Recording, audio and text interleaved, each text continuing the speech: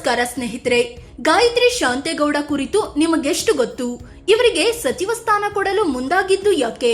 ಕೊನೆ ಕ್ಷಣದಲ್ಲಿ ಸಚಿವ ಸ್ಥಾನ ತಪ್ಪಿಸಿದ್ದು ಯಾಕೆ ಸಿದ್ದರಾಮಯ್ಯ? ಇವರ ರಾಜಕೀಯ ಅನುಭವ ಏನು? ರಾಜ್ಯದಲ್ಲಿ ಎಷ್ಟು ಮಂದಿ ಮಹಿಳಾ ಎಂಎಲ್ಎ ಎಂಎಲ್ಸಿಗಳಿದ್ದಾರೆ? ಎಲ್ಲವನ್ನ ಈ ವಿಡಿಯೋದಲ್ಲಿ ಡೀಟೇಲ್ ಆಗಿ ಹೇಳ್ತೀವಿ. ಅದಕ್ಕೂ ಮುನ್ನ ನೀವಿನ್ನು ನಮ್ಮ ಚಾನೆಲ್ಗೆ ಸಬ್ಸ್ಕ್ರೈಬ್ ಆಗಿಲ್ಲ ಅಂದ್ರೆ ಈಗಲೇ ಆಗಿ ನಮಗೆ ಸಪೋರ್ಟ್ ಮಾಡಿ. ನಿಮ್ಮ ಬೆಂಬಲ ನಮಗೆ ತುಂಬಾ ಮುಖ್ಯ. ಗಾಯತ್ರಿ ಶಾಂತೇಗೌಡ ಹಿನ್ನೆಲೆ ಏನು? ಗಾಯತ್ರಿ ಶಾಂತೇಗೌಡ 1963ರ ಏಪ್ರಿಲ್ 2ರಂದು ಹಾಸನ ಜಿಲ್ಲೆಯ ಅರಕಲಗೂಡಿನಲ್ಲಿ ಜನಿಸಿದ್ರು. ಪಿಯುಸಿ ವರೆಗೆ ಓದಿರೋ ಇವರದ್ದು ಕುರುಬ ಸಮುದಾಯವಾಗಿದೆ. ಮದುವೆ ಆದ ಬಳಿಕ ಚಿಕ್ಕಮಗಳೂರಿಗೆ ಹೋದ್ರು. ಪತಿ ಹೆಸರು KS ಶಾಂತೇಗೌಡ. ಇನ್ನು ಗಾಯತ್ರಿ ಶಾಂತೇಗೌಡ ಹುಟ್ಟಿದ್ದು ಅರಸೀಕೆರೆಯಾದ್ರೂ ಚಿಕ್ಕಮಗಳೂರನ್ನೇ ತಮ್ಮ ರಾಜಕೀಯ ಕರ್ಮಭೂಮಿಯನ್ನಾಗಿ ಮಾಡ್ಕೊಂಡ್ರು. ತಳಮಟ್ಟದಿಂದ ರಾಜಕೀಯ ಮಾಡ್ಕೊಂಡು ಬಂದ್ರು. ಚಿಕ್ಕಮಗಳೂರು ಜಿಲ್ಲಾ ಪಂಚಾಯಿತಿ ಸದಸ್ಯೆಯಾಗಿ ನಂತರ ಅಧ್ಯಕ್ಷೆಯಾಗಿಯೂ ಕೆಲಸ ಮಾಡಿದ್ರು. 2010ರಲ್ಲಿ ಮೊದಲ ಬಾರಿಗೆ ವಿಧಾನ ಪರಿಷತ್ ಸದಸ್ಯೆಯಾಗಿ ಆಯ್ಕೆಯಾದ್ರು. ವಿಧಾನಸೌಧದ ಮೆಟ್ಟಿಲು ಹತ್ತಿದ್ರು. 2021ರಲ್ಲಿ ಸೋಲು, ಕಾನೂನು ಹೋರಾಟ. 2021ರಲ್ಲಿ ಮತ್ತೆ ಚಿಕ್ಕಮಗಳೂರು ಸ್ಥಳೀಯ ಕ್ಷೇತ್ರದಿಂದ ವಿಧಾನ ಪರಿಷತ್ಗೆ ಸ್ಪರ್ಧಿಸಿದ್ರು. ಆದ್ರೆ ಬಿಜೆಪಿಯ ಪ್ರಾಣೇಶ್ ವಿರುದ್ಧ ಕೇವಲ 6 ಮತಗಳ ಅಂತರದಲ್ಲಿ ಸೋಲು ಅನುಭವಿಸಿದ್ರು. ಆ ದಿನ ಗಾಯತ್ರಿ ಕಣ್ಣೀರು ಹಾಕುತ್ತಾ ಮತ ಎಣಿಕೆ ಕೇಂದ್ರದಿಂದ ಹೊರಗೆ ಬಂದಿದ್ರು. ಆದ್ರೆ ಈ ಚುನಾವಣೆಯಲ್ಲಿ ನಾಮನಿರ್ದೇಶಿತ ಸದಸ್ಯರು ಮತ ಚಲಾಯಿಸಿದ್ರು. ಹೀಗಾಗಿ ಅದನ್ನ ಪ್ರಶ್ನಿಸಿ ಗಾಯತ್ರಿ ಕೋರ್ಟ್ ಮೆಟ್ಟಿಲೇರಿದ್ರು.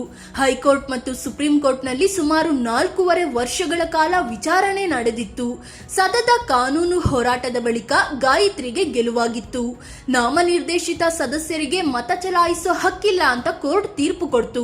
ಮತ ಮರು ಎಣಿಕೆ ನಡೆದು ಗಾಯತ್ರಿ 9 ಮತಗಳ ಅಂತರದಲ್ಲಿ ವಿನ್ ಆದ್ರು.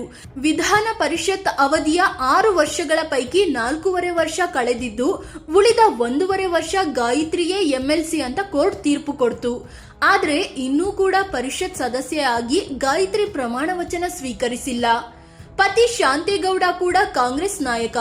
ಗಾಯತ್ರಿ ಪತಿ ಶಾಂತೇಗೌಡ ಕೂಡ ರಾಜಕೀಯದಲ್ಲಿ ತೊಡಗಿಸಿಕೊಂಡಿದ್ದಾರೆ. ಚಿಕ್ಕಮಗಳೂರು ಕ್ಷೇತ್ರದ ಕಾಂಗ್ರೆಸ್ನ ಪ್ರಭಾವಿ ನಾಯಕರಲ್ಲಿ ಒಬ್ಬರಾಗಿದ್ದು ಜಿಲ್ಲೆಯ ಕುರುಬ ಸಂಘದ ಅಧ್ಯಕ್ಷರೂ ಹೌದು.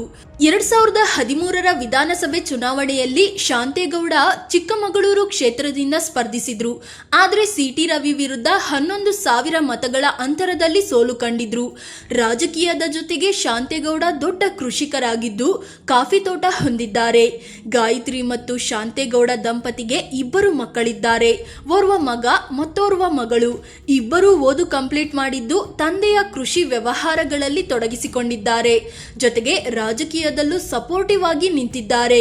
ಗಾಯತ್ರಿ ಶಾಂತೇಗೌಡ ಕಾನೂನು ಹೋರಾಟದಲ್ಲಿ ತೆರೆಮರೆಯಲ್ಲಿ ಬೆಂಬಲಿಸಿದ್ರು. ಗಾಯತ್ರಿ ಶಾಂತೇಗೌಡ ಆಸ್ತಿ ಎಷ್ಟಿದೆ? ಸುಮಾರು 10 ವರ್ಷಗಳ ಹಿಂದೆ ಗಾಯತ್ರಿ ಶಾಂತೇಗೌಡ ಕುಟುಂಬದ ಬಳಿ 11 ಕೋಟಿ 2 ಲಕ್ಷ ರೂಪಾಯಿ ಮೌಲ್ಯದ ಆಸ್ತಿ ಇತ್ತು. 1 ಕೋಟಿ 33 ಲಕ್ಷ ರೂಪಾಯಿಯಷ್ಟು ಸಾಲವನ್ನು ಹೊಂದಿದ್ರು. ಗಾಯತ್ರಿ ವಾರ್ಷಿಕ ಆದಾಯ 10,71,000 ರೂಪಾಯಿ ಇದ್ರೆ ಪತಿ ಶಾಂತೇಗೌಡರ ಆದಾಯ 63,91,000 ರೂಪಾಯಿ ಇತ್ತು. ಗಾಯತ್ರಿ ಬಳಿ ಮಹೀಂದ್ರ ಕಾರು ಇದ್ರೆ ಪತಿ ಬಳಿ ಇನೋವಾ ಮತ್ತು ಸ್ಯಾಂಟ್ರೋ ಕಾರುಗಳಿದ್ವು. ಜೊತೆಗೆ ಒಂದು ಹಿಟಾಚಿ ಕೂಡ ಇತ್ತು. ಗಾಯತ್ರಿ ಬಳಿ 1 ಕೆಜಿ 56 ಗ್ರಾಂ ತೂಕದ ಚಿನ್ನ ಇದ್ರೆ ಪತಿ ಶಾಂತೇಗೌಡರ ಬಳಿ 650 ಗ್ರಾಂನಷ್ಟು ಚಿನ್ನ ಇತ್ತು. ಕೃಷಿ ಇಬ್ಬರ ಆದಾಯದ ಮೂಲ ಅಂತ ಮಾಹಿತಿ ಕೊಟ್ಟಿದ್ರು. ಸಚಿವ ಸ್ಥಾನ ಒಲಿದು ಬಂದಿದ್ದ ಹೇಗೆ? DK ಶಿವಕುಮಾರ್ ಸಂಪುಟ ವಿಸ್ತರಣೆ ಪಟ್ಟಿಯಲ್ಲಿ ಗಾಯತ್ರಿ ಶಾಂತೇಗೌಡ ಹೆಸರು ಇತ್ತು. ಮಹಿಳಾ ಕೋಟಾದಡಿ ಇವರಿಗೆ ಪ್ಲೇಸ್ ಸಿಕ್ಕಿತ್ತು. ಇವರು ಕುರುಬ ಸಮುದಾಯದವರಾಗಿದ್ದು ಸಿದ್ದರಾಮಯ್ಯ ಆಪ್ತ ವಲಯದಲ್ಲಿ ಗುರುತಿಸಿಕೊಂಡಿದ್ದಾರೆ.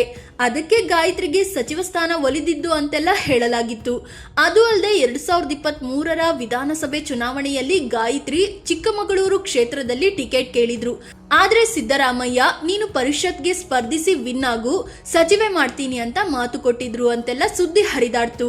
ಅಷ್ಟೇ ಅಲ್ಲ, ಕಾನೂನು ಹೋರಾಟದ ವೇಳೆ ಗಾಯತ್ರಿ ಪರವಾಗಿ ಕೋರ್ಟ್ನಲ್ಲಿ ವಾದ ಮಾಡಿದ್ದು ಅಭಿಷೇಕ್ ಮನು ಸಿಂಘ್ವಿ. ಅವರು ಕೂಡ ಹೈಕಮಾಂಡ್ ಮಟ್ಟದಲ್ಲಿ ಗಾಯತ್ರಿಗೆ ಸಚಿವ ಸ್ಥಾನ ಕೊಡಿಸಲು ಲಾಬಿ ಮಾಡಿದ್ದಾರೆ ಅಂತ ಹೇಳಲಾಯಿತು.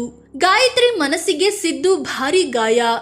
ಬೆಳಗ್ಗೆಯಿಂದ ಇದ್ದ ಸಚಿವೆಯಾಗೋ ಖುಷಿ ಸಂಜೆ ವೇಳೆಗೆ ಮಾಯ ಆಗೋಯ್ತು.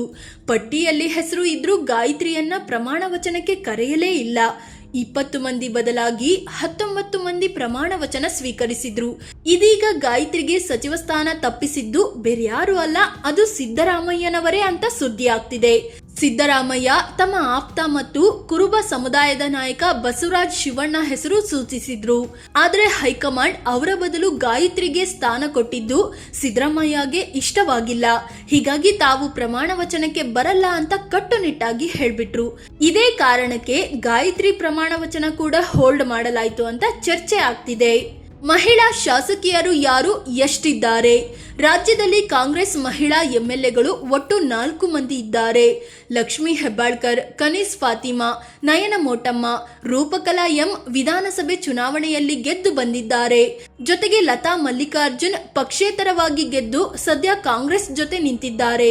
ಇನ್ನು ವಿಧಾನ ಪರಿಷತ್ ವಿಚಾರಕ್ಕೆ ಬಂದ್ರೆ ಇಲ್ಲಿ ಕಾಂಗ್ರೆಸ್ನ 4 ಮಹಿಳಾ ಸದಸ್ಯರು ಇದ್ದಾರೆ. ಉಮಾಶ್ರೀ, ಬಿಲ್ಕಿಸ್ ಬಾನು, ಡಾಕ್ಟರ್ ಆರತಿ ಕೃಷ್ಣ ಮತ್ತು ಗಾಯತ್ರಿ ಶಾಂತೇಗೌಡ. ಈ 9 ಮಂದಿಯಲ್ಲಿ ಸದ್ಯ ಒಬ್ಬರಿಗೂ ಡಿಕೆ ಶಿವಕುಮಾರ್ ಸಂಪುಟದಲ್ಲಿ ಸ್ಥಾನ ಸಿಕ್ಕಿಲ್ಲ. ಹೀಗಾಗಿ ಹೆಣ್ಣು ದಿಕ್ಕಿಲ್ಲದ ಕ್ಯಾಬಿನೆಟ್ ಅಂತ ಎಲ್ಲರೂ ವ್ಯಂಗ್ಯ ಮಾಡೋ ರೀತಿ ಆಗೋಗಿದೆ.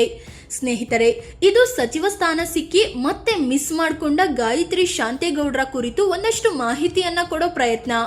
ಇವರ ಬಗ್ಗೆ ನಿಮ್ಗೇನ್ ಅನ್ಸುತ್ತೆ? ಕಾಮೆಂಟ್ ಮಾಡಿ ನಿಮ್ಮ ಅಭಿಪ್ರಾಯವನ್ನ ತಿಳಿಸಿ. ಅದೇ ರೀತಿ ನೀವಿನ್ನು ನಮ್ಮ ಚಾನಲ್ಗೆ ಸಬ್ಸ್ಕ್ರೈಬ್ ಆಗಿಲ್ಲ ಅಂದ್ರೆ ಈಗಲೇ ಆಗಿ ನಮಗೆ ಸಪೋರ್ಟ್ ಮಾಡಿ. ನಿಮ್ಮ ಬೆಂಬಲ ನಮಗೆ ತುಂಬಾ ಮುಖ್ಯ. ಧನ್ಯವಾದ.